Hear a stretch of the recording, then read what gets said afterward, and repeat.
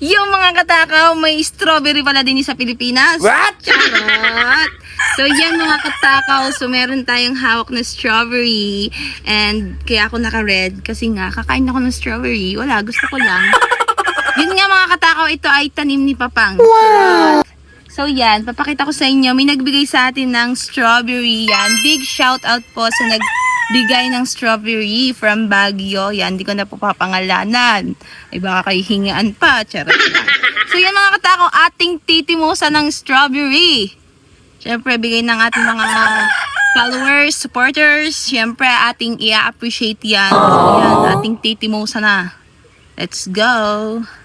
Look, pakita mo. So yan, naglagay ako ng asin dahil medyo maasim nga yung strawberry. So, let's go. Ating timosa na.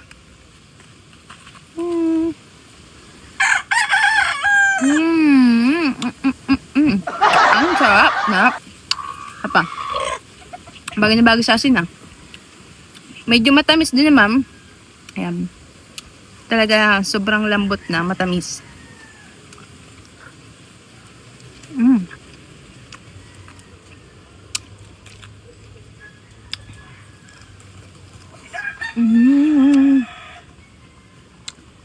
Up.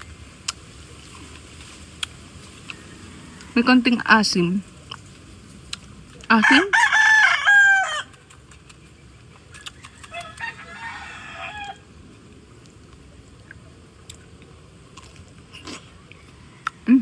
Masyadong nahinog. Up. Ito medyo matigas.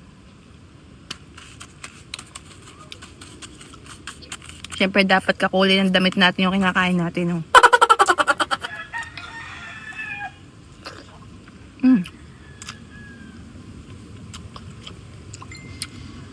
Ang harap.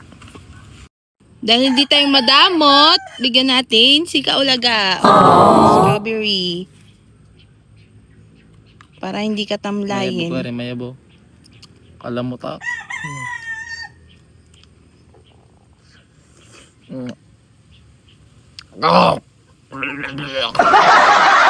Ulaga mo ang batang ko. Strawberry, thank you po sa nagbigay.